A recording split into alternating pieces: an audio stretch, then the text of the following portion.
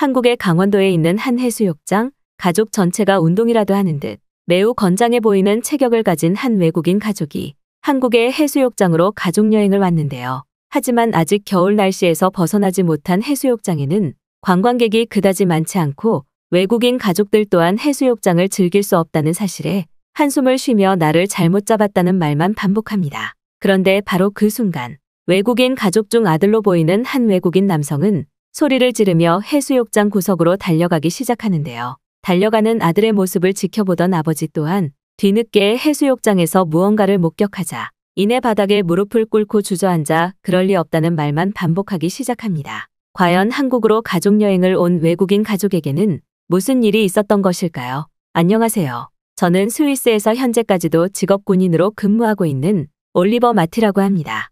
20대가 되자마자 자원 입대로 스위스 육군에 입대해 현재까지도 장기 직업군인으로 근무하고 있는 저는 이제는 부대 내부에서도 꽤 높은 계급을 유지하며 편하게 근무하고 있을 정도로 스위스 군대 생활에 자부심을 느끼고 살아가고 있는데요. 스위스에서는 고등학교를 졸업하자마자 남자로서 자원 입대를 할 수 있는 자격이 생기게 되는데 저는 이상하게도 어렸을 때부터 군인들의 진중한 모습이 너무나 멋있어 보였고 계속해서 군인에 대한 꿈을 키워왔기에 자원 입대 병사 기본 생활이 끝나자마자 곧바로 기본 장교로 입대하게 되었습니다. 특히 스위스에서 고위직 직업군인으로 오랜 시간 근무하며 생활을 하는 사람은 거의 찾아볼 수 없을 정도로 장교로서의 직업군인 계급 승진은 너무나 힘든 것인데 저는 이러한 계급 특진을 무려 8번이나 이루어냈고 스위스에서는 그래도 참모직에 해당하는 본부에서 근무하며 군인이 지녀야 할 자부심을 가진 채 살아오게 되었죠. 평범한 결혼에도 성공해 딸 하나와 아들 하나를 낳은 저는 누구 하나 부러울 것 없는 가정을 이루어 나갔고 저희 아들과 딸에게도 군인이 지녀야 할 자부심과 군인으로서의 길을 걷기를 희망하는 초기 교육을 하며 말 그대로 군인 가족으로서의 꿈을 계획하게 되었습니다. 하지만 얼마 전 인생에서 처음으로 한국행 가족여행을 다녀오고 난 뒤에는 이러한 모든 생각들이 부질없었다는 것을 알고 뒤늦게 인생을 후회하게 되었는데요.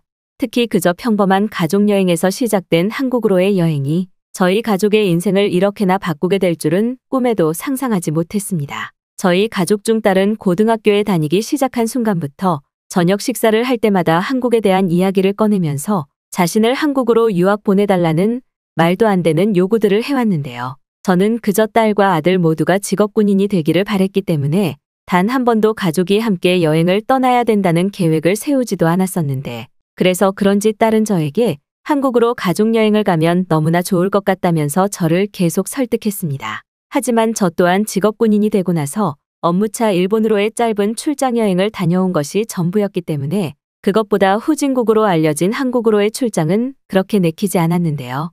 특히 평생을 군인으로 살아온 저에게는 이왕 해외여행을 떠나는 거면 그 나라의 국방력을 그대로 느낄 수 있는 아주 특별한 체험을 하기를 원했기 때문에 그저 평범한 가족여행은 전혀 생각하지 않고 있었습니다. 하지만 딸은 고등학교의 졸업식이 다가오자 자신의 졸업 선물로 가족 모두가 한국으로 여행을 가는 것이 꿈이라며 저를 계속 설득했고 저는 도무지 이해가 되지 않아서 왜 한국으로 가족여행을 가야 되냐고 물었지만 딸의 대답은 아주 이상했는데요. 딸인 마야는 저에게 지금 살고 있는 스위스가 인생의 전부는 아니라면서 스위스 생활에서의 불편한 점들이 이미 한국 여행을 다녀온 친구들의 말에 의하면 한국에서는 전혀 느낄 수 없었다는 말과 함께 한국이 전 세계에서 제일 특별한 선진국의 시스템을 가진 나라라면서 저보고 한 번만 같이 가자는 말을 반복했습니다. 결국 저는 딸의 졸업여행이라는 명목하에 한국으로 가족 모두가 떠나는 가족여행을 가자며 고집을 꺾을 수밖에 없었고 딸은 자신이 한국으로의 가족여행 일정을 전부 짜보겠다면서 저보고는 그저 돈만 내라는 황당한 말을 하더군요. 무려 일주일이라는 기나긴 여행 시간 동안 해외로 떠나는 것은 처음이었기에 저는 한국으로 출발하기도 전부터 걱정이 앞섰습니다. 한국은 국방력도 약해서 치안에서도 위험하다고 알고 있는데 그러한 환경 속에서 군인인 제가 가족을 지킬 수 있을지도 의문이었고 특히 직업군인으로 살아온 저에게 한국처럼 다소 불안한 지역으로의 가족여행은 위험 요소가 너무 많았기 때문이죠. 그런데 한국으로의 여행 당일 딸의 한국여행 가이드를 받아 한국의 공항에 도착한 순간 저는 크게 당황할 수밖에 없었습니다. 한국의 공항은 스위스에서는 볼 수 없을 정도로 압도적인 크기를 가지고 있었고 그것에 더해 국가의 출입문이라고도 할 수 있는 공항이 너무나 철두철미하게 검사되고 있었다는 사실인데요. 특히 저희 가족을 입국 심사해준 한국의 공항관리직 직원은 저의 군인 여권을 확인하더니 비상 상황에 대비한 공공시설 연락처들을 저에게 알려주었고, 저는 그러한 사소한 부분에서부터 한국이 절대 후진국이 아니라는 느낌을 받기 시작했습니다. 그저 몇 번 업무 때문에 일본에 다녀왔던 것이 전부였지만 일본의 공항 근무직 직원들은 제가 스위스의 군인이라는 사실을 알자 저를 무슨 범죄자 취급하며 극도의 몸수색을 했던 상황과 한국의 공항은 전혀 다른 분위기였죠. 한국에서는 그저 간단한 입국 스캐너를 통과하기만 하면 모든 몸수색이 끝났고, 그곳에 있었던 한국인 직원분들의 친절함에 본격적인 여행이 시작되기도 전부터 행복한 웃음이 지어지기 시작했습니다. 딸은 한국에 도착하자 군인이라는 직업을 가진 저를 배려해 한국의 군인들 모습을 우연이라도 많이 볼 수 있는 강원도로 중심 여행 계획을 잡았다면서 엄청나게 빠른 기차를 탑승한 뒤 가족 모두가 강원도로 이동하기 시작했습니다. 그런데 딸은 분명히 강원도가 한국에서는 살짝 외곽 지역에 있는 도시라고 했지만 기차를 타고 춘천역이라는 거대한 기차역에 하차한 저로서는 다소 당황스러울 수밖에 없었는데요.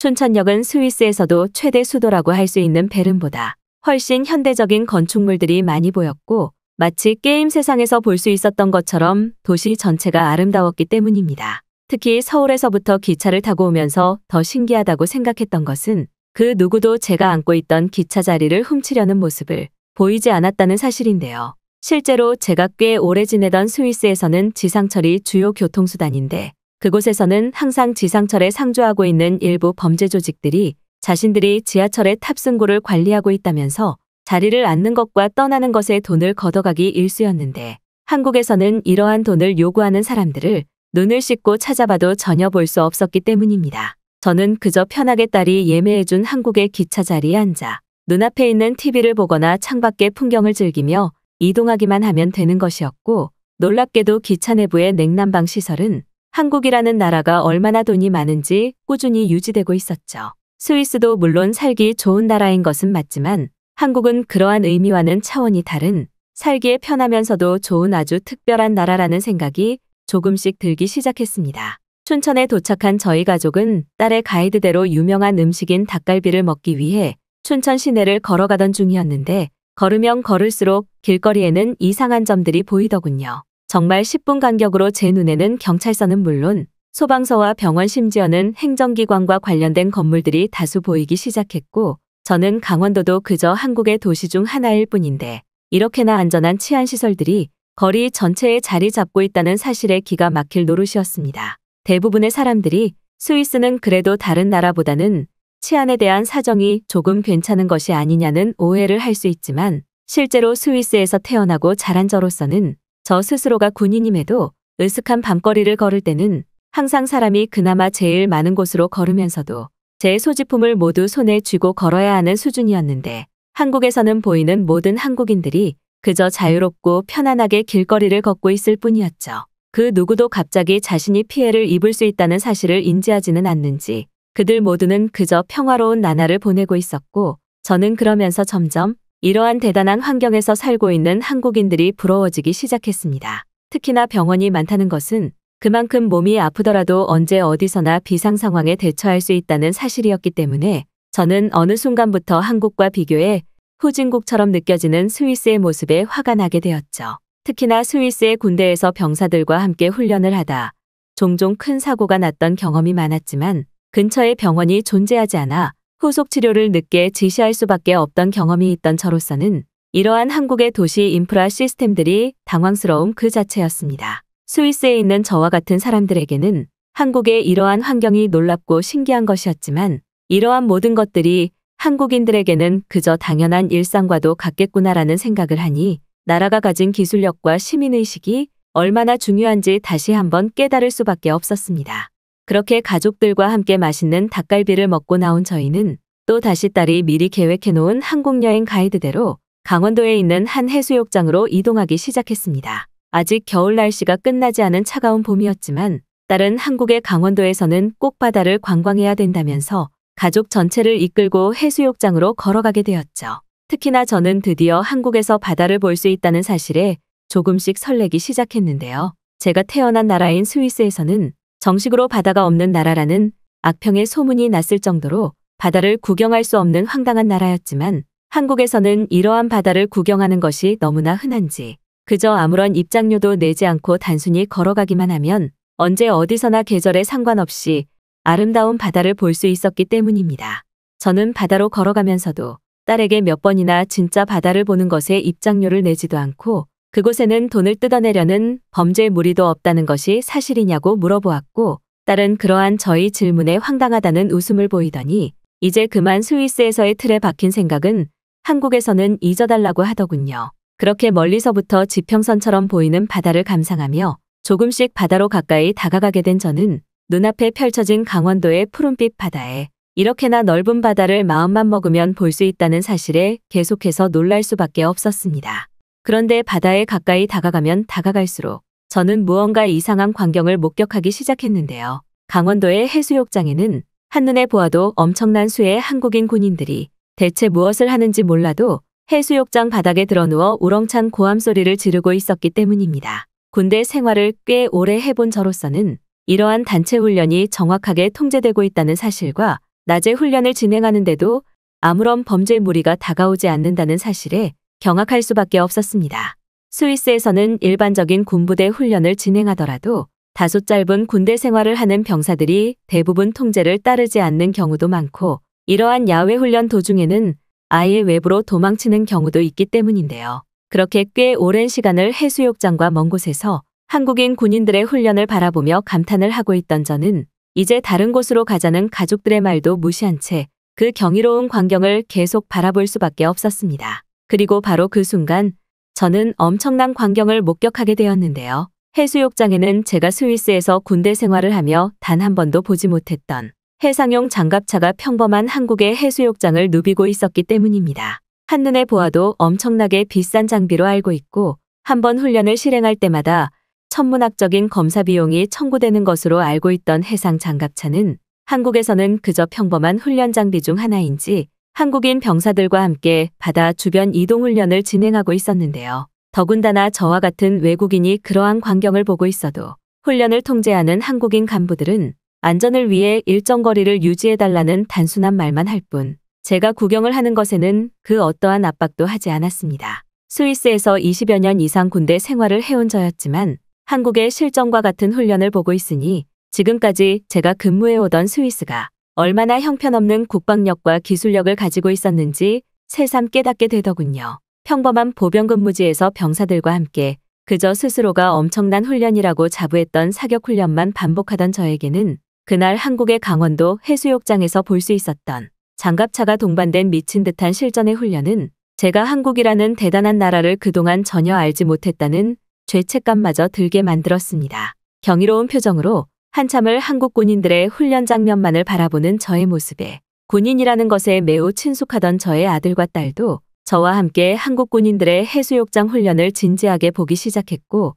저처럼 작은 감탄사들을 말하면서 스위스랑은 정말 많이 다르다는 말만을 반복하더군요. 한국의 편의점에서 커피까지 사고 차가운 해수욕장 바람을 맞으며 무려 3시간이 넘게 관람한 한국 군인들의 실전 훈련은 저희가 그 자리를 떠날 때까지도 진지한 감각으로 훈련이 진행되고 있었습니다. 특히나 해상 훈련을 진행하던 한국인 군인들은 비싸다는 장비 중 하나인 외부 방독면을 착용한 채로 아무런 거리낌 없이 훈련을 하거나 실제 전투용 보트까지 동원해 훈련을 진행하더군요. 그런데 그렇게 한참을 바라보던 중 바로 직전 저의 커피를 계산해준 한 중년의 한국인분께서 편의점에서 나오시더니 저에게 혹시 군인이냐는 말과 함께 자신 또한 강원도에 있는 군부대에서 꽤 오랜 시간 군인으로 사는 삶을 살았다면서 저에게 악수를 요청하시더군요. 한눈에 보아도 저보다 체격이 훨씬 크고 살아있던 눈빛을 가지고 있던 그 중년의 한국인은 얼마 전 이제 또 다른 삶을 살기 위해 전역을 했다고 했고 지금은 익숙한 부대 근처에 편의점을 차려 매일 이러한 훈련을 직접 보면서 사는 삶을 고집하고 있다고 하셨습니다.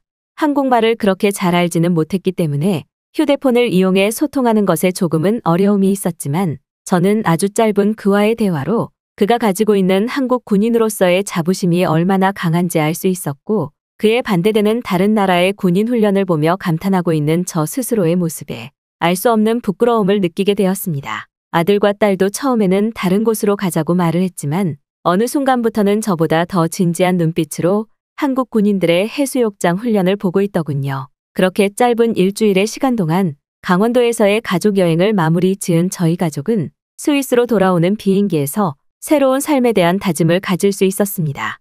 그저 재밌게 놀다 오기 위한 한국으로의 가족 여행이었지만 그곳에서 마주하게 된 한국 군인들의 평범한 훈련은 저희 가족의 인생을 평범한 것이 아닌 특별한 것으로 다시 만들어주는 동기부여가 되어주었고, 저 또한 아직은 스위스의 군인 기술력이 한국군보다 한참은 모자르다는 사실에 새로운 의지마저 다질 수 있었습니다. 지금은 스위스에서 다시 군부대 생활을 하고 있지만 저는 나중에 오랜 세월이 흘러 다시 한국에 가게 된다면 꼭 강원도의 해수욕장은 다시 한번 방문하고 싶은 마음이네요. 캐나다 온타리오주에 있는 윈저 국제공항. 수많은 관광객들이 분주히 비행기를 탑승해야만 하는 이곳에 어째서인지 수천 명의 관광객들은 공항 창밖을 바라보며 추위에 덜덜 떨고 있는데요. 알고 봤더니 윈저 지역의 엄청난 폭설로 비행기 7대가 전부 눈에 묻혀버리는 것은 물론 폭설을 대비한 시스템마저 누전으로 가동할 수 없어 꼼짝없이 공항의 모든 시스템이 멈춰버리고 만 것입니다. 공항 안내방송으로는 어쩔 수 없다는 말과 함께 차디찬 공항 바닥에서 눈이 녹을 때까지 노숙을 해달라는 황당스러운 안내방송이 흘러나오고만 있는데요. 그런데 바로 그 순간 캐나다로 여행을 온 것인지 10명이 넘는 한국인 대학생들이 단체로 옷을 벗더니 폭설에 파묻혀 있는 공항 외부의 비행기로 달려가기 시작합니다. 관제탑에서는 당장 멈추라며 혼잡한 안내방송이 나오지만 어째서인지 한국인 대학생들은 손에 무언가를 든 채로 계속해서 비행기로 달려가는데요. 과연 이곳 캐나다의 공항에서는 무슨 일이 있던 것일까요? 안녕하세요. 저는 현재 캐나다의 공항에서 시설물의 관리와 비행기 수리를 담당하고 있는 전문 항공 엔지니어 밀러라고 합니다. 캐나다에서는 보기 드물게 비행기를 수리하는 여성 엔지니어로 지금 캐나다의 국제공항에서 근무하고 있는 저희 인생은 수많은 우여곡절이 있었는데요. 특히 저희 부모님께서는 여자가 무슨 비행기를 수리하냐며 제 꿈을 극구 반대하시기도 하셨고,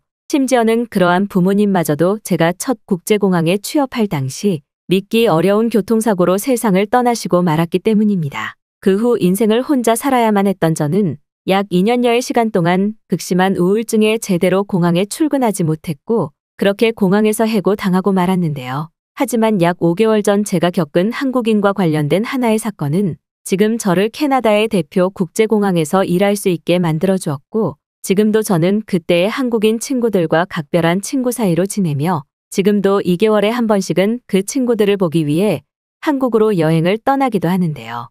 어렸을 때 저는 부모님의 교육 아래 캐나다에서도 한국인들이 꽤 많은 한인타운 근처의 국제기술학교에 다녔습니다. 이미 제가 태어나기도 전부터 캐나다의 한인타운에서 작은 운동용품을 파는 가게를 운영하셨던 부모님께서는 매번 손님으로 찾아오는 한국인들과 쉽게 친해질 수 있었고, 그래서 그런지 제가 어린 학생일 때부터 저를 한국으로 유학 보내지 못한 것이 후회된다는 말을 참 많이 하셨어요. 하지만 저는 한국을 경험해 본 적도 한국인을 만나본 적도 없었기 때문에 한국이라는 나라가 그렇게 좋은 걸까라는 의문이 매번 들 수밖에 없었고, 부모님께서도 이를 눈치채셨는지 제가 10살이 넘는 나이가 되자마자 한인타운 근처의 국제학교에 저를 보내셨죠. 특이하게도 그곳은 한인타운 근처에 있어서인지 정규 수업 시간에 한글과 한국어를 가르쳐주는 시간이 편성되어 있었고, 저는 그러한 학교의 도움을 받아 일찍이 한국어를 자유자재로 구사할 수 있었습니다. 제가 다니고 있던 국제학교는 이처럼 한국어뿐만 아니라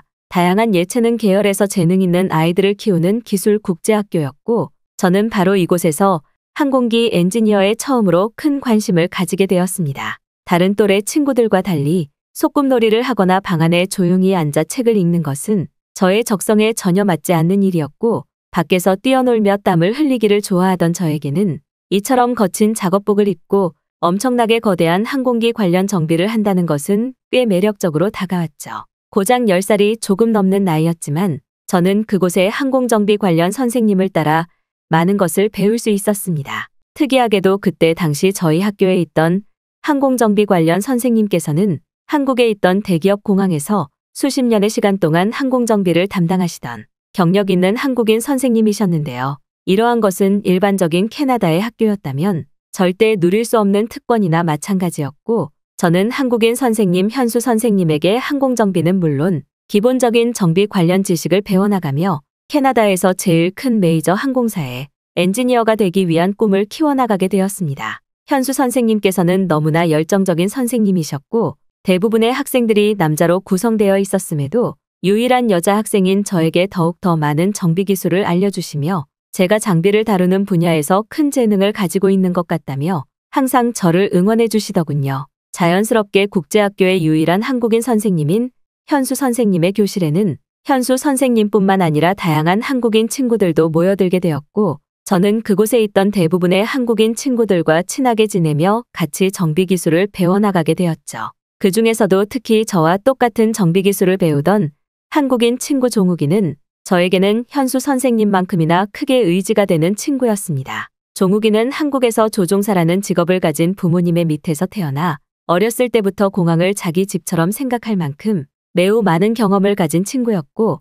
지금은 친척들의 가족 문제 때문에 잠깐 캐나다에 오게 된 것이라면서 저에게 먼저 말을 걸어왔죠. 저 또한 정비 기술을 배우며 한국어를 배운 탓인지 종욱이와 소통을 하는 것에는 전혀 문제가 없었고 그러한 언어적인 장벽이 없어지자 한국인 친구 종욱이와 매우 빠르게 친해지며 서로의 고민을 털어놓는 깊은 사이가 될 수 있었습니다. 하지만 학교 졸업 시간이 다가올수록 종욱이는 저에게 친구가 아닌 이성으로서의 관심을 보이는 것 같았고 저는 왜인지 모르게 그때는 그저 어린 마음에 종욱이와 멀어져야겠다는 생각만 들더군요. 그저 10대 후반의 나이밖에 되지 않았던 저에게는 국가가 다른 남자친구가 생긴다는 것이 그저 무서웠고 저 또한 종욱이가 남자로서는 참 좋은 사람이라고 생각했지만 선뜻 그의 마음을 받아들이는 것에는 큰 고민이 따랐습니다. 종욱이는 국제학교를 졸업하게 되면 곧바로 한국으로 간다고 오래전부터 말을 했었기 때문에 저는 학교를 졸업하기 전까지 종욱이에게 확실한 대답을 줘야만 했죠.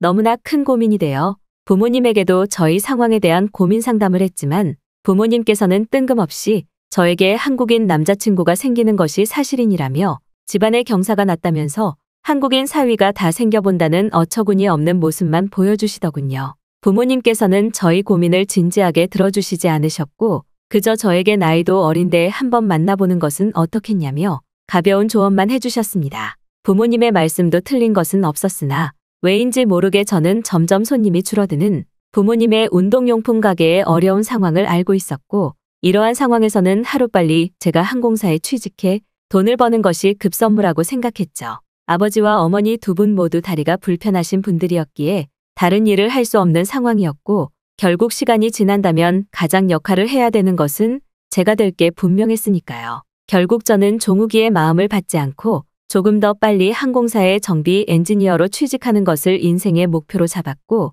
종욱이에게도 저희 진실한 마음을 그대로 털어놓게 되었습니다. 가정의 경제적인 문제라는 말을 들은 종욱이는 오히려 서로가 너무 불안정한 상태에서 연애를 한다는 것이 부담될 수 있다는 것을 미처 생각하지 못했다면서 저를 위로해 주었고 저는 그러한 종욱이에게 너무나 감사한 마음이 들더군요. 그리고 결국 국제학교의 마지막 졸업식 날 종욱이와 저는 서로의 불편한 마음 때문인지 이별의 인사조차 하지 못하고 그대로 헤어지고 말았습니다. 그 후에 알게 된 사실이지만 종욱이는 곧바로 친척분들과 함께 비자의 문제로 다급히 한국으로 돌아갔고 저는 학교를 졸업하기는 했지만 현수 선생님에게 조금 더 항공정비 관련 기술을 배우고 싶어서 졸업을 하고 난 이후에도 종종 학교에 가게 되었습니다. 물론 저뿐만 아니라 항공사 취업에 간절한 몇몇 친구들도 함께 등교하기는 했지만 현수 선생님께서는 열심히 배워나가는 저의 모습에 더욱 열정을 보이시면서 저를 가르쳐 주셨고 이제는 학교 수업을 들을 필요가 없었기 때문에 더 많은 시간을 할애해 주시면서 저를 지도해 주셨죠.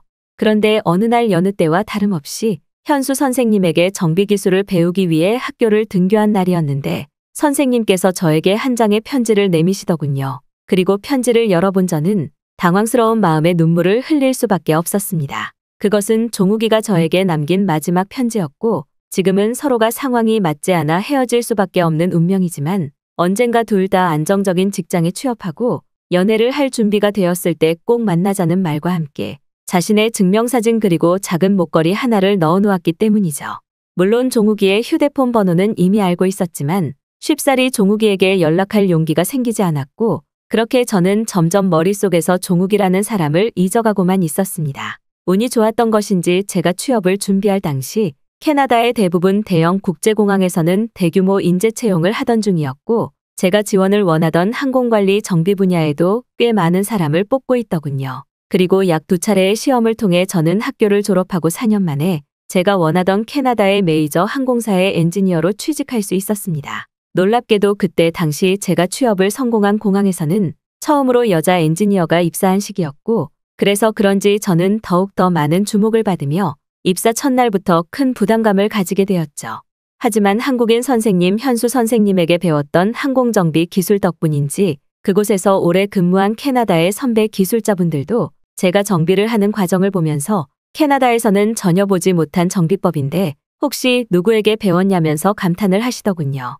그럴 때마다 저는 국제학교를 통해 한국인 선생님에게 배웠다는 말을 매우 자랑스럽게 할 수 있었고 저의 선배 엔지니어분들은 역시 한국의 섬세한 기술력은 따라갈 수가 없다며 오히려 저희 정비 기술을 배우기도 하셨습니다. 그렇게 항공사에 취업하고 약 1년여의 세월이 지나 어느 정도 일과에 적응하게 되었을 때 전혀 겪어보지 못한 사고가 제가 다니고 있던 공항에서 터지고 말았죠. 평범한 하루에 불과했지만 그날은 이상하게도 오전 근무부터 엄청난 폭설이 쏟아지기 시작하더군요. 워낙 폭설이 많이 내리는 캐나다였기에 이미 공항에는 모든 폭설 시스템이 갖추어져 있었고 심지어는 폭설이 많이 내리더라도 충분히 대응 가능한 인력들이 있었기에 저는 아무런 생각 없이 비행기의 폭설 대비 장비들을 체크하며 여유로운 일과를 보내고만 있었습니다. 그런데 시간이 지날수록 폭설은 그칠 생각을 하지 않았고 엎친 데 덮친 격으로 인근에 위치하고 있던 저희보다 규모가 더 큰 공항에서 화재가 발생하는 바람에 그곳에 관광객분들이 한꺼번에 몰려들게 되면서 점점 문제가 심각해지기 시작했죠. 결국 오전부터 비행기는 결항하기 시작하며 수백 명의 관광객들과 인근 공항의 승객들까지 공항으로 몰려들기 시작했고 그러한 이유 때문인지 갑자기 공항 전체에 누전 현상이 발생하는 상황에 공항의 모든 전기가 나가버리고 말았습니다. 비상 전력 시스템이 있기에 몇 시간은 버틸 수 있을 것이라 생각했으나 갑자기 몰려든 외부의 관광객들 때문인지 비상전력은 30분 만에 소멸되고 말았고 수천 명에 달하는 관광객분들은 추위에 벌벌 떨며 공항 내부에서 발만 구르고 있었죠. 공항 전반을 관리하는 정비사로서 전기를 살리기 위해 모든 방법을 다 써보았으나 방법이 없었고 심지어 외부에 대기 중이던 항공기까지도 전력 난방 시스템을 가동하지 못해 주요 연결고리들이 부서지거나 바닥과 함께 지면 타이어가 붙어버려 항공기가 주저앉는 상황까지 발생하더군요. 저를 포함한 수십 명의 엔지니어들은 처음 겪는 상황에 도저히 어떻게 해야 될지 방법이 떠오르지 않았고 공항에 대기 중이던 수천 명의 관광객들은 극심한 저체온증 증상까지 나타나며 공항의 모든 시스템은 하나둘씩 꺼져가기 시작했습니다. 그런데 바로 그때 공항 한쪽 구석에서 정비사의 옷으로 갈아입고 있는 매우 특이한 사람들이 보이더군요. 안 그래도 예민하고 위험한 상황에 저는 그들에게 달려가 어디서 옷을 훔쳐온 것이냐며 화를 내려고 다가가게 되었습니다. 그런데 가까이 다가가면서 저는 점점 무언가 알 수 없는 위화감을 느꼈고 이내 그곳에 모여있던 친구들이 저와 같은 캐나다 국제학교의 항공정비 학생들이었다는 사실을 알 수 있었죠. 그리고 놀랍게도 그 인원들 사이에는 약 6년 전 가슴 아픈 이별을 해야만 했던 종욱이가 작업복을 갈아입으며 사람들에게 작업 명령을 내리고 있는 모습을 볼 수 있었습니다. 저는 너무 놀라서 말이 나오지 않아 그 자리에 얼어붙어 버렸고 종욱이 또한 인기척을 느꼈는지 저를 발견하고는 약 5분 동안 아무 말도 하지 않더니 저에게 다가와 저를 꽉 안아주었습니다. 어떻게 된 영문인지 너무 놀라 묻고 싶은 것이 너무나 많았지만 종욱이는 일단 지금은 해야 될 일이 있으니 나중에 얘기하자며 자신의 팀원들과 함께 어딘가로 떠나더군요. 그 이후 펼쳐지는 상황은 저로서는 기적과 다름없었습니다. 종욱이는 공항 근처 한인타운에 있는 한국인들에게 도움을 구해 항공기 주변에 있던 눈들을 하나둘씩 치우기 시작했고 어떻게 왔는지 몰라도 한인타운에 있던 수백 명의 한국인들은 서로 호흡이라도 맞춰본 듯 제설도구를 들고는 매우 빠른 속도로 공항과 항공기 주변의 눈을 치우기 시작했죠. 하지만 기적은 여기서 끝나지 않았습니다. 종욱이와 몇몇 친구들은 저에게 공항 배선 시스템의 지도를 받아가더니 지금 현장에서 곧바로 전기 수리를 해보겠다며 작업에 들어갔고 약 2시간의 작업 끝에 공항 전체의 전기를 살려냈기 때문이죠. 이미 외부와 연결되는 도로는 폭설로 이동이 어려워 공항 내부의 수많은 인원들이 꼼짝없이 저체온증의 피해를 입을 뻔했지만 종욱이와 팀원분들의 빠른 전기 수리 작업으로 공항은 곧바로 난방 시스템을 가동해 온기를 찾아가기 시작했고 그제서야 관광객들도 조금씩 안정되는 상황이 시작되었습니다. 저 또한 종욱이의 지시대로 상태가 좋지 않은 사람들을 분리해 따뜻한 곳에 모아놓은 상태였고 종욱이는 곧바로 공항 전체의 현장을 한인타운의 한국인분들과 지휘하며 빠르게 공항을 안정화하기 시작했습니다. 공항 내부를 정리한 종욱이는 곧바로 외부의 활주로와 공항 주변을 제설하던 한국인분들과 함께 외부의 도시로 연결되는 길까지 약 1시간 만에 전부 제설 작업을 완료했고 제설 작업이 끝나자마자 캐나다의 소방대원들을 부르더니 모든 도로를 정리했으니 최대한 빨리 와달라는 놀라운 말까지 하기에 이르렀죠. 캐나다의 소방대원들은 그곳에 폭설이 너무 많이 내려가기 힘들다고 했으나 모든 제설 작업을 끝마쳤다는 종욱이의 말에 너무나 놀란 듯했고 실제로 약 20분 뒤 소방대원들의 빠른 도착으로 저체온증의 피해를 입고 있던 공항의 관광객 인원들은 적절한 치료를 받을 수 있었습니다. 그날 처음 본 한인타운의 한국인들이었지만 종욱이와 그 한국인분들은 마치 오래전부터 훈련이라도 받아온 듯 한몸처럼 매우 빠른 시간 만에 공항의 폭설 상황을 정리하기 시작했고 놀라운 기술력과 단합력으로 공항의 전기까지 살려낸 뒤 사람들마저 구했던 것이었죠. 저를 포함한 몇몇 캐나다인 항공 엔지니어들은 그러한 모습을 지켜보며 간단한 심부름을 할 수밖에 없었고 놀라운 한국인들의 대처 능력과 기술에 정말 놀랍다는 반응밖에 나오지 않았습니다. 모든 상황이 안정된 후 종욱이는 저를 부르더니 이제부터는 빠르게 항공기를 창고로 옮겨야 하는 작업을 해야 된다며 전문 항공정비 자격이 있는 저를 포함한 몇몇 사람들을 불러냈고 폭설이 쏟아지는 야외에서 작업을 지시하며 항공기의 하부를 수리한 뒤 곧바로 비행기 창고에 모든 항공기를 이동시키고 말았죠. 이러한 항공기 이동까지 약 1시간 정도밖에 걸리지 않았고 공항을 총괄 관리하는 관제탑에서는 처음에는 외부인인 종욱이와 팀원들의 지시에 무언가 불편한 반응을 보였지만 외부에서 항공기 수리까지 마쳐낸 종욱이와 한국인 팀원분들의 기술력에 경의를 표하며 어느 순간부터는 종욱이의 지시대로 공항 내부에 안내방송을 하고 있더군요. 우연한 만남으로 시작된 기적이었지만 저는 종욱이가 한국에서 지내던 사이 이렇게나 기술적으로 발전해 있을 줄 몰랐고 그것에 더 큰 매력을 느끼고 말았습니다. 모든 공항의 상황이 정리된 후 폭설도 잦아들게 되자 종욱이와 한국인 기술자분들의 정리로 인해 곧바로 항공운행은 정상운행에 들어가게 되었죠. 상황이 종료된 뒤 종욱이는 저에게 다가와 한국에서는 폭설이나 폭우 상황 시 이런 식으로 상황을 대처해 나간다며 저에게 한국의 매뉴얼 대처 방법들을 알려주기 시작했고 저에게도 수고했다며 저를 따뜻하게 안아주더군요. 공항을 관리하던 기장분들과 관제탑 관계자분들도 종욱이에게 감사의 뜻을 표했고 저희 공항에서는 공항 최초로 외부인에게 표창장마저 수여하게 되었죠. 그 후 약 5개월이라는 시간이 지난 지금 저와 종욱이는 캐나다에서 제일 큰 국제공항에서 기술을 가르쳐주는 기술고문으로 일을 하고 있고 그러는 사이 서로의 작은 결혼식도 올릴 수 있었습니다. 그날 하루의 우연은 저와 종욱이를 다시 한번 이어주었고 종욱이가 한국에서 배운 항공정비 기술에 큰 관심을 보인 캐나다의 한 국제공항은 저와 종욱이를 정식 기술고문으로 채용하기까지 했죠. 그동안 너무 오랫동안 떨어져 있었던 만큼 저와 종욱이는 더욱 따뜻한 사랑을 해나가고 있고 저희 부부의 마지막 최종 꿈인 한국으로의 이민을 위해 또 다른 계획을 준비해 나가고 있습니다. 내 딸이 지금 어디 있냐니까 한 중년의 외국인 남성이 금방이라도 분노를 표출할 듯한 표정으로 누군가에게 화를 내고 있습니다. 자세히 살펴보니 그는 한국의 한 대학교 기숙사 앞에서 지나가는 한국인 학생들을 전부 붙잡고는 알 수 없는 질문들과 화를 쏟아내고 있는데요. 한국인 학생들은 모두 그의 질문에 친절히 답변을 해주지만 어째서인지 외국인 남성은 한국인 학생들의 대답을 들으면 들을수록 풀이 죽으며 울먹거리기 시작합니다. 결국 기숙사 내부로까지 들어간 중년의 외국인 남성은 무언가를 보게 되자 도저히 믿을 수 없다는 표정을 지으며 기숙사 한복판에 털썩 주저앉아 버리고 마는데요. 과연 중년의 외국인 남성은 한국의 대학교 기숙사에서 무슨 일을 겪은 것일까요? 안녕하세요. 저는 체코에서 태어난 평범한 체코 여자 페스토바라고 합니다.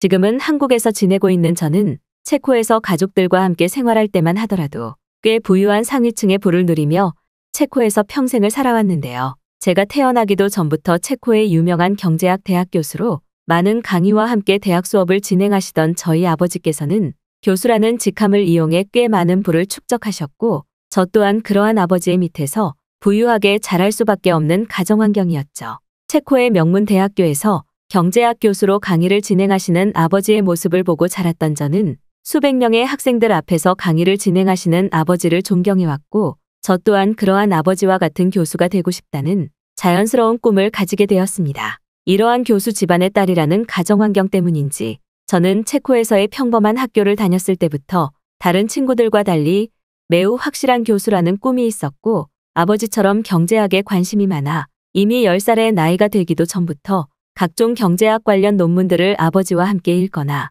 실제 발표를 하는 연습들을 하면서 대학교 교수라는 꿈을 이루기 위한 노력들을 해왔는데요. 아버지께서도 처음에는 이러한 저희 모습에 굉장히 뿌듯해하셨지만 점점 시간이 지날수록 저에게 기대하는 기대치가 너무 높아지게 되면서 제가 조금만 실수를 하거나 경제학 관련 지식에 대해 모르는 것이 있으면 불같이 화를 내는 나날이 이어지게 되었죠. 그리고 이러한 가정환경의 영향 때문인지 다른 친구들은 평범하게 소꿉놀이를 하거나 밖에서 맛있는 것도 먹고 백화점을 쇼핑하러 다닐 때 저는 경제학 교수인 아버지의 기대치에 부응하기 위해 집 밖을 나가지도 않고 오직 경제학 관련 공부만을 해나가기 시작했고, 차츰차츰 친하게 지내던 친구들마저 저를 만나주지 않으면서 저는 사실상 친구 없는 외톨이가 되어버리고 말았습니다. 하지만 10대 후반의 나이였던 저는 이러한 모든 시간은 나중에 대학교에 입학하는 순간이 되면 충분히 보상을 받을 수 있다고 생각했고, 아버지의 기대에 부응하면 아버지를 행복하게 해줄 수 있을 것이라는 생각에 밤낮 가리지 않고 오직 경제학 공부에만 매달리게 되었죠. 특히 대학교 입학을 앞두고 있던 시점에서는 이러한 아버지의 기대에 부응해야 된다는 강박감이 극에 달하게 되었고, 아버지 또한 저에게 체코의 최고 명문대학인 프라하 대학교에 입학하지 못한다면 당장 집 밖으로 쫓아낼 것이라면서 저를 엄청나게 압박했습니다. 하지만 그러던 어느 날 저와 유일하게 친하게 지내던 한 친구가 자신은 한국의 대학교에 입학할 것이라는 충격적인 얘기를 해주더군요. 그때 당시 저는 휴대폰과 컴퓨터도 하지 않고 오직 프라하 대학교에 입학하기 위한 공부를 하고 있던 때라 한국에 대해 잘 알지 못했으나 아주 가끔 친구들과 대화를 나눌 때면 한국의 K-팝 문화나 한국 여행에 관해 들을 수 있었는데, 친구들은 지금 한국이 전 세계의 트렌드를 주도하고 있다며 저에게 한국에서 만들어진 영화나 드라마들을 보여주기도 했었죠. 하지만 체코의 교수로 지내시던 아버지께서는 항상 저에게 체코가 전 세계에서 제일 유명하고 영향력이 높다는 말을 해주셨기 때문에 언제나 체코가 세계 최고의 선진국이라고 믿고 있던 저에게는 이처럼 한국의 대학교로 가겠다는 친구의 말이 큰 충격일 수밖에 없었습니다. 그 친구 또한 저와 학교 성적이 거의 비슷했던 친구였기에 충분히 체코의 프라하 대학교에 입학할 수 있는 수준의 실력을 갖추고 있었지만, 친구는 체코가 여러모로 후진국의 면모를 갖추고 있다는 말과 함께 프라하 대학교가 아닌 한국의 대학교를 선택해 좀 더 선진국인 나라에서의 생활을 해보고 싶지 않냐며 저를 설득하기 시작했어요. 하지만 체코의 대학 교수로 지내시던 아버지께서는 항상 체코가 엄청난 부를 가진 지식의 선진국이라고 하셨기에 저는 매우 혼란스러운 감정이 생기게 되었고, 결국 공부에도 제대로 집중이 되지 않더군요. 처음에는 그저 단순한 호기심에서 시작했던 한국 대학교로의 입학 유학은 어느 순간 제 마음속에서 점점 커져나가게 되었고, 저와 친구는 만나기만 하면 한국의 대학교로 유학을 갈 수 있는 방법에 대해 얘기를 나눌 정도로 체코의 대학교 입학은 전혀 고려하지 않는 상태로까지 이어지게 되었습니다. 하지만 한국의 대학교로 입학하기 위해서는 우선 체코의 대학교에 입학하는 것이 첫 번째 순서였고, 그 이후 대학교를 편입하는 과정을 통해 한국의 대학교로 교환학생 개념의 유학을 갈 수 있는 매우 쉬운 방법이 있더군요. 일단 실제 한국이라는 나라를 경험해보고 싶은 저와 친구로서는 최선의 방법이었고, 저와 친구는 그날 이후 한국의 대학 유학에서 사용할 돈을 모으기 위해 공부도 하지 않고 체코의 청소부 아르바이트 일을 하며 돈을 모아나가기 시작했습니다. 하지만 저희 아버지께서는 대학교 입학을 앞두고 있지만 공부를 하지 않고 돈만 벌러 다니는 저희 모습에 엄청난 분노를 하셨고, 하루는 저에게 대체 왜 프라하 대학교에 입학하기 위한 공부를 하지 않는 것이냐며 물어보시더군요. 저는 조금 고민을 하다 아버지께 한국의 대학교로 편입 유학을 가고 싶다는 솔직한 계획을 말씀드렸고, 그러한 과정을 위해 저와 뜻이 비슷한 친구와 함께 돈을 모으고 있다는 상황까지 말씀드리게 되었습니다. 그런데 제 말을 들으신 아버지께서는 제가 한 번도 보지 못한 폭발 직전의 표정으로 저를 노려보고 계셨고, 그 이후 저에게 한국의 대학교는 정상적으로 다닐 수 없는 후진국의 대학교 시스템을 가지고 있다는 말을 하시면서 한국의 유학에 대해 다시 생각해보라는 강압적인 태도를 보이시더군요. 하지만 저는 아버지의 분노한 태도가 보일수록 더더욱 한국으로의 유학이 가고 싶었죠. 친구가 보여준 컴퓨터나 휴대폰 속 한국의 모습들은 아버지가 설명한 것과는 전혀 반대의 모습들을 가지고 있었고, 특히 한국의 대학교는 건물만 보더라도 날띠 낡은 체코의 대학교 건물과는 비교가 되지 않을 정도의 쾌적함을 갖추고 있는 것처럼 보였기에 저로서는 체코의 대학교에 입학할 이유가 더더욱 없었습니다. 그 이후 아버지께서는 저에게 한국의 대학교에 유학을 갈 것이라면 당장 의절하겠다는 말씀까지 하시며 저를 한국으로 못 가게 막으셨고, 저는 아버지의 그러한 충격적인 발언들을 들을 때마다 매일 밤 눈물을 흘릴 수밖에 없었습니다. 결국 저는 아버지의 강압적인 태도 때문에 집을 도망칠 수밖에 없었고, 친구와 함께 체코에서 룸쉐어를 하며 한국으로의 유학을 위한 한국어를 공부하면서 동시에 유학을 위한 돈을 모아나가게 되었죠. 한국으로의 대학 편입을 위해 마침내 체코의 평범한 대학교에 입학했던 저와 친구 벨라는 오직 한국으로의 대학 편입을 위해 전공과는 아무런 상관이 없는 체코의 대학교 학과로 입학하게 되었고, 오직 기본적인 출석과 최저 성적을 유지하기 위한 시험들만 공부하며 남는 시간은 전부 한국어를 공부하거나 돈을 모으는 데 사용했습니다. 그렇게 약 1년이라는 시간 동안 기본적인 한국어 소통도 할 수 있고 큰 돈을 모을 수 있었던 저와 벨라는 한국의 경기도에 있는 한 대학교에 교환학생 개념의 편입 유학을 신청하게 되었고, 중간중간 힘든 과정들이 있었지만 무사히 모든 과정의 계획을 끝마칠 수 있었어요. 한국의 경기도에 있는 대학교에서 약 2년의 시간 동안 대학교 편입 생활을 하기로 계획했던 저와 벨라는 약 2개월 뒤 한국으로 가게 될 날만을 기다리며 부족한 돈을 더 모으기 시작했고, 항공권도 준비하며 매일 밤 서로 한국에 대한 얘기를 하다 행복한 잠에 들게 되었죠. 그렇게 한국으로의 출국 일주일 전, 저는 그 사이 아무런 연락이 없던 아버지의 대학교 교수실에 한국의 대학교로 편입 유학을 확정지었다는 통보서와 저의 미안한 마음을 담은 편지 한 장을 놓아둔 채 벨라와 함께 한국으로 떠나게 되었습니다. 그리고 벨라와 함께 한국으로 도착한 저는 한국의 공항에서부터 아버지의 생각이 틀렸다는 것을 뼈저리게 느낄 수 있었죠. 한국은 체코에서는 절대 느낄 수 없는 디지털 도시가 굉장히 잘 구현되어 있었고, 도시 어디를 가더라도 휴대폰 하나로 모든 것을 다 통제할 수 있는 매우 편리한 나라였습니다. 놀랍게도 저와 벨라가 입학하려던 한국의 대학교에서도 휴대폰을 이용해 입학원서를 제출하고 듣고 싶은 학과 수업을 신청할 수 있을 정도로 이미 한국에서는 그러한 대학교 시스템이 너무나 당연한 듯 편리하게 정착되어 있었죠. 체코에서 아주 잠깐 다니던 대학교에서는 모든 문서 관련 자료들을 제출할 때마다 직접 자료를 제출하거나 학과 관련 상담을 할 때만 하더라도 직접 교수님을 만나서 얼굴을 보고 요청을 해야만 했는데, 한국에서는 이러한 시간이 절약되며 너무나 편하다는 생각이 들었습니다. 유학 편입을 확정지었던 경기도의 대학교로 가는 길에 저와 벨라는 마치 금방이라도 패션쇼를 하고 온 듯한 한국의 평범한 대학생들을 마주할 수 있었고, 그들 모두가 키가 크다는 아주 단순한 사실에도 큰 충격을 받을 수밖에 없었죠. 어떠한 이유 때문인지 몰라도 체코에서는 다른 친구들보다 키가 크다는 소리를 들어왔던 저는 한국의 대학생들과 비교했을 때에는 그저 평범한 키에 불과했고, 저는 그러한 단편적인 모습들을 통해 한국이 왜 선진국인지 계속해서 느낄 수밖에 없었습니다. 하지만 더욱 충격적인 것은 벨라와 함께 앞으로 한국에서 생활할 대학교의 기숙사에 도착했을 때였죠.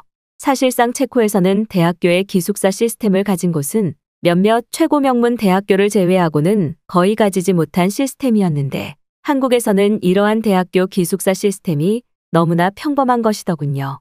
기숙사 건물 앞에는 체코에서 온 저와 벨라를 위해 학교 전체를 소개해줄 담당 교수분이 저희를 기다리고 계셨고, 저희는 한국인 교수분의 가이드를 통해 앞으로 2년 동안 지낼 기숙사 이곳저곳을 살펴볼 수 있었습니다. 그런데 어째서인지 기숙사를 둘러볼수록 이러한 공용시설이 왜 체코에서 가족과 함께 지내왔던 집보다 더 좋은 것인지 이해할 수 없는 상황이 펼쳐지기 시작했고, 저와 벨라는 체코가 엄청난 후진국이었다는 사실을 그제서야 깨닫기 시작했습니다. 한국의 대학교 기숙사 내부에는 모든 학생들이 자유롭게 사용할 수 있는 샤워시설은 물론 각종 편의시설 상점과 공원까지 갖추어져 있었고, 심지어는 대학교 기숙사에 들어오기 위한 출입을 엄격히 관리하는 최첨단 스크린 도어까지 설치되어 있더군요. 체코의 대학교에서는 번번이 발생하는 외부인의 출입으로 인한 범죄 상황이 발생할 가능성이 한국의 대학교 기숙사에서는 전혀 불가능해 보였고 오히려 모든 학생들이 오직 공부에만 집중할 수 있는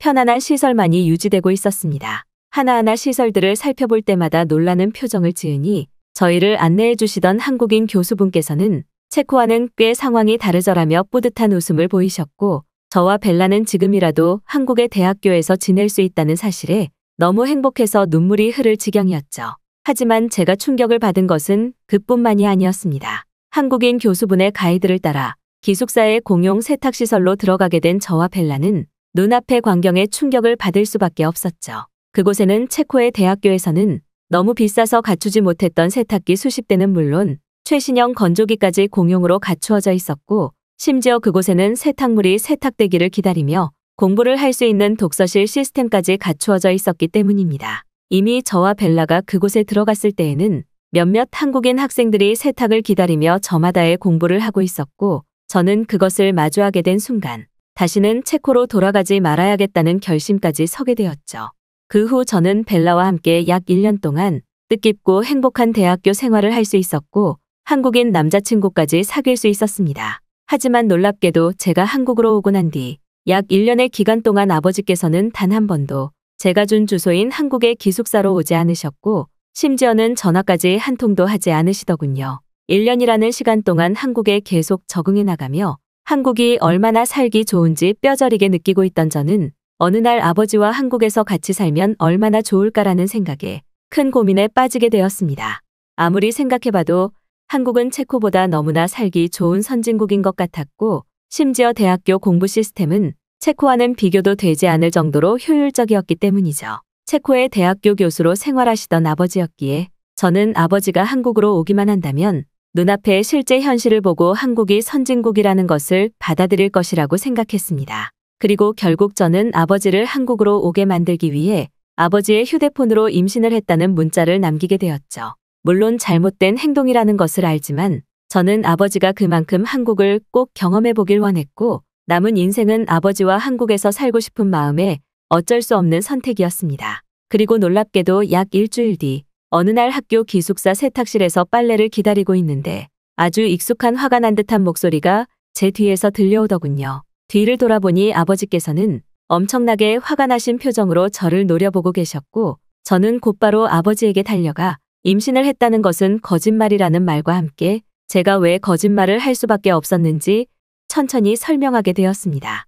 저의 말을 듣자마자 아버지께서는 안도의 표정을 지으시더니 대체 왜 그랬냐는 말과 함께 조금 화를 내셨고 저는 곧이어 아버지와 함께 한국의 기숙사 전체를 돌아다니며 약 1년 전 제가 겪었던 놀라운 광경들을 그대로 보여드리게 되었죠. 아니나 다를까 아버지께서는 눈앞에 펼쳐지는 한국의 대학교 기숙사 시설들에 저만큼이나 큰 충격을 받으신 것 같았고 특히 기숙사 내부에서 학생들이 생활하는 공간을 보시고는 이렇게나 깨끗하고 비싸 보이는 공간이 한국에서는 평범하다니라는 말을 반복하시며 제 방에서 눈을 떼지 못하시더군요. 그날 이후 아버지께서는 무려 일주일의 시간 동안 제가 대학교에서 수업을 듣는 사이 혼자 대학교 이곳저곳을 둘러보셨고 심지어는 저와 함께 학식까지 드시며 한국에 완전히 빠지게 되셨습니다. 아버지에게 왜 그렇게나 한국을 후진국이라고 하셨는지 질문을 했지만 아버지께서는 수십 년 전의 고집 때문에 그렇게 말할 수밖에 없다며 미안하다고 하셨고 지금은 저보다 한국을 더욱 사랑하는 사람으로 변하셨죠.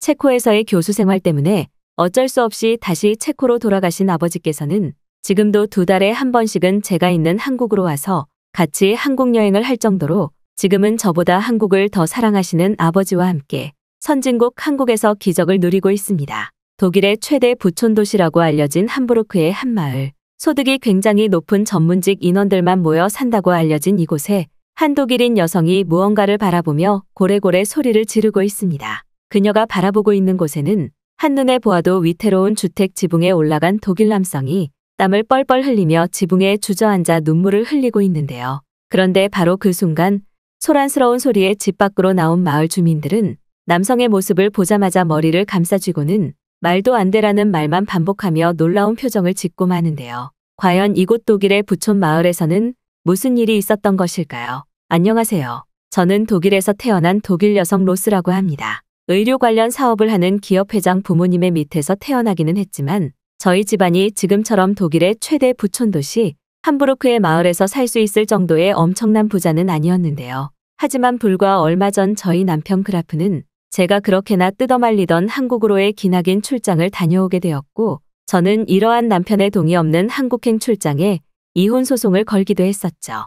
태어날 때부터 독일을 제외한 모든 나라는 후진국이라는 교육을 부모님에게 받아온 상위층 가정에서 태어난 저에게 이러한 남편 그라프의 행동은 이해할 수 없는 것 투성이었기 때문인데요. 하지만 지금 제가 독일의 최대 부촌 함부르크에서 살고 있는 것은 지금의 남편 그라프가 없었다면 절대 불가능한 일이었고, 심지어 몇 개월 전 그라프로 인해 발생한 함부르크 마을에서의 변화는 이곳 함부르크의 부촌 마을 전체를 변화시키고 말았는데요. 10대 시절 부모님께서는 저를 평범한 사람으로 키우기 위해 노력하셨고, 저 또한 그저 아무런 꿈 없이 평범하게 학교에 다니며 그저 의미 없는 시간을 보내던 일반적인 학생이었습니다.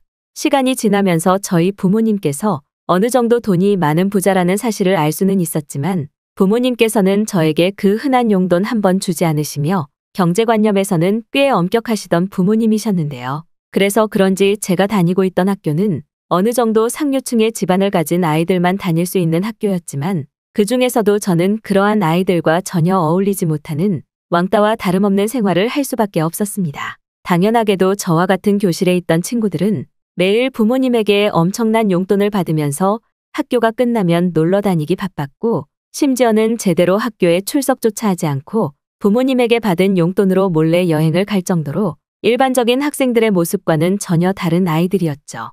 지금에서야 저희 부모님의 경제관념 교육이 올바르다는 것을 인지하고 있지만, 그때 당시에는 충분히 저에게 용돈을 줄 수 있음에도 주지 않는 부모님이 너무 원망스러웠고, 그러한 문제 때문에 친구들과 어울리지 못하게 되면서 저는 점점 소극적인 아이로 변해가게 되었습니다. 하지만 친구들과 어울리기 위해서는 제가 먼저 다가가는 수밖에 없었고, 저는 그때부터 부모님에게 용돈을 받지 않고 학교가 끝마치면 곧바로 아르바이트를 통해 돈을 벌며 친구들과 어울리기 위한 노력을 해나갔는데요. 또래 친구들이 받던 용돈은 제가 아르바이트를 해서 받는 한 달분의 급여와 거의 비슷했고, 그때부터 저는 친구들과 적극 어울리기 시작하며 어느 정도 원만한 학교 생활을 할 수 있었습니다. 물론 학생이던 시기였기에 공부를 해서 미래를 준비하는 것이 더욱 좋았겠으나, 그때 당시 어렸던 저는 친구들이 세상 전부인 줄 알았고, 그들과 어울리지 못하면 학교 생활에 실패한 어린아이로 찍히는 것 같아 어쩔 수 없는 선택이었죠. 그런데 어느 날 저희 학교에 한 한국인 친구가 전학을 오게 되었습니다. 독일에서도 부자 집안의 아이가 아니라면 다닐 수 없는 학교에 동양인인 한국인 친구가 전학을 온 것은 엄청나게 놀라운 일이었고, 저희 모두는 그 친구가 궁금해졌는데요. 소문을 들어보니 한국인 친구는 한국에서 꽤 부자 집안의 아이라고 했는데, 그 친구는 특이하게도 부침성이 아주 좋고 독일어까지 잘하던 그런 멋진 친구였죠. 하지만 저와 친하게 지내던 무리의 친구들은 그 한국인 친구를 매일 험담하면서 한국은 세계에서 제일 후진국이라는 이상한 소문을 학교에 퍼뜨리기 시작하더군요. 그때 당시 10대 후반의 나이밖에 안 되던 저였지만, 한국을 한 번도 경험해보지 못한 저로서는 정말 한국이 그렇게나 후진국일까라는 말을 믿을 수밖에 없었고, 점차 이러한 소문은 엄청나게 퍼져나가 학교에 새롭게 전학을 온 그 한국인 친구도 가난한 한국에서 왔다는 이유만으로 따돌림을 당하게 되었습니다.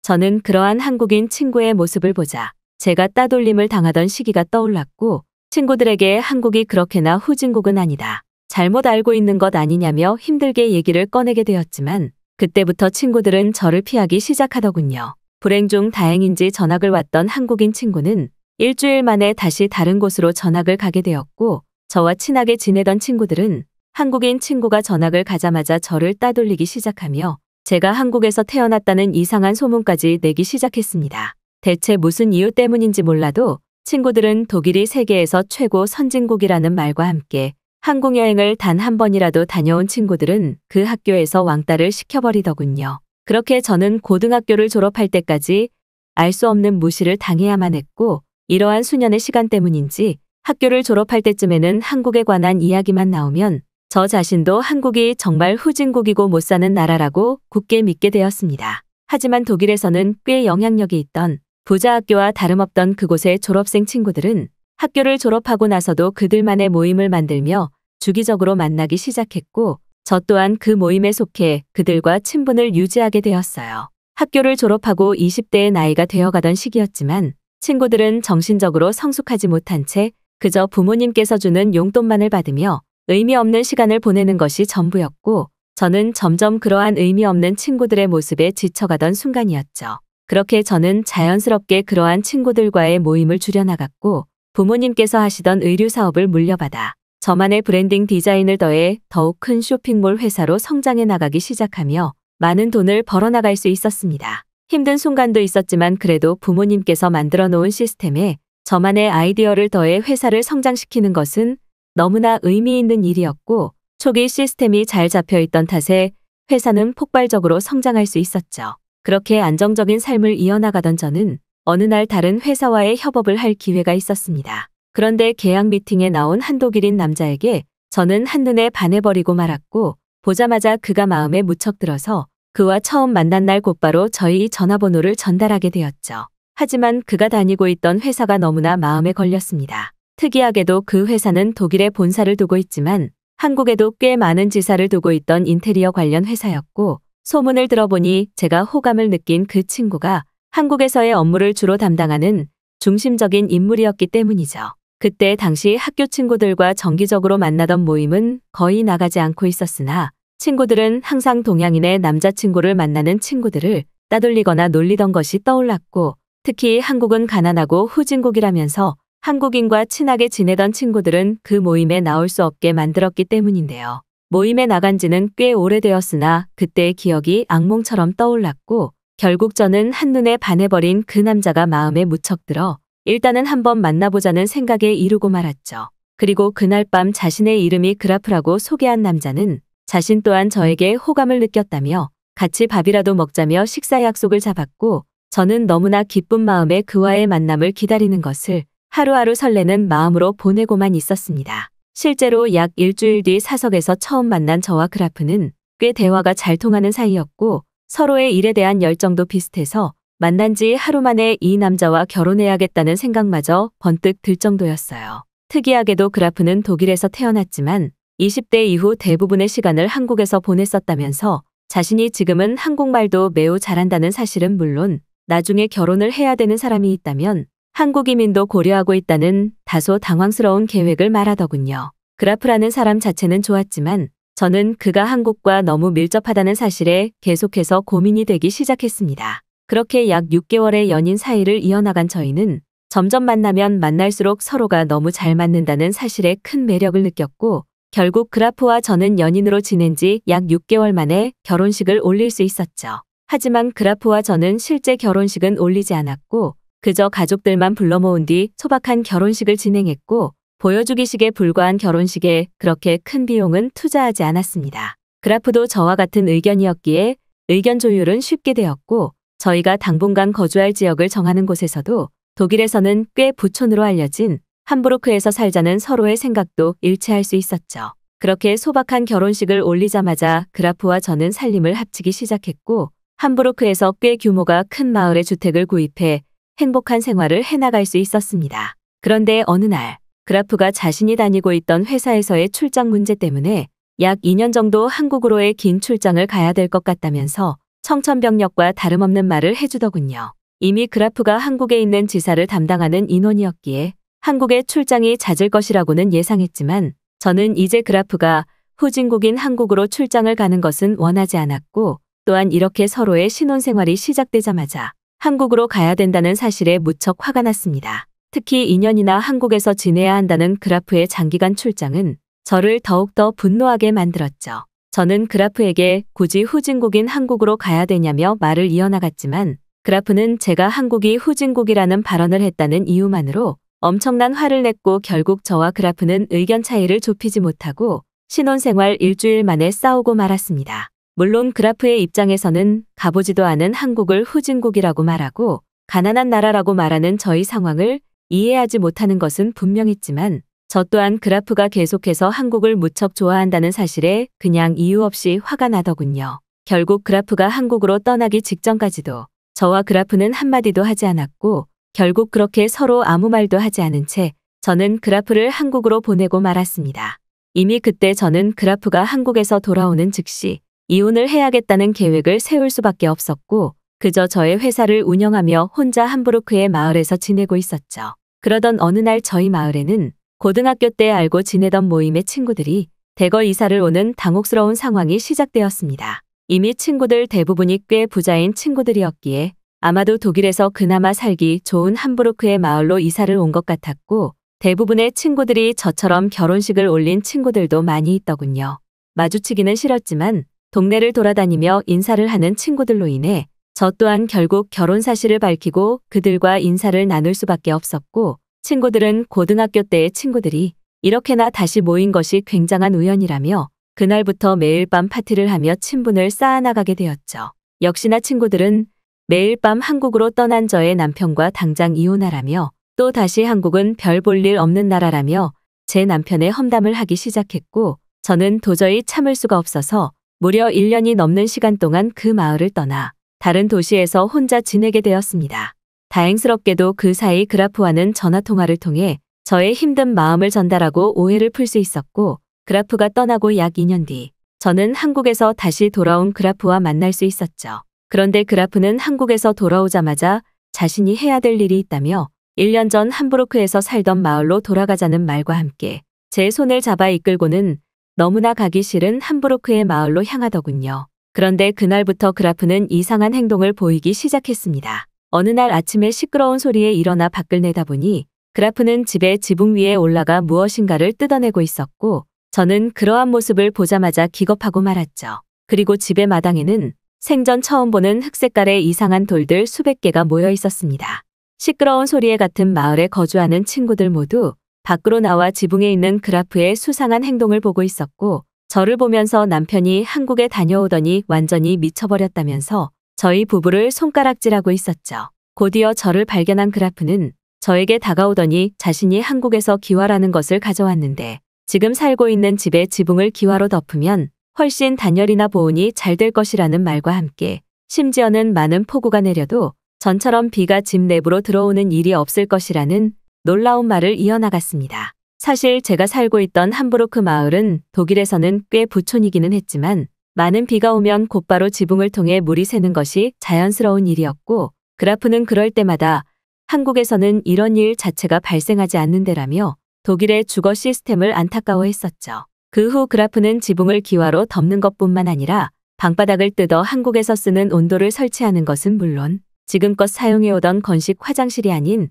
한국의 습식 화장실로 시공을 다시 하고 비데까지 설치하는 엄청난 공사를 3개월에 걸쳐 이어나갔습니다. 그리고 저는 그제서야 그라프가 한국과 독일을 넘나들며 건축 인테리어와 관련된 브랜드 회사에 다니고 있었다는 것을 알 수 있었죠. 저와 친하게 지내던 마을 친구 주민들은 그라프의 이해할 수 없는 행동에 처음에는 역시 후진국 한국을 다녀오더니 이상한 행동만 한다며 비웃었지만, 그라프가 배워온 한국에서의 주거 시스템이 하나둘 완성되기 시작하자 큰 관심을 보이기 시작했습니다.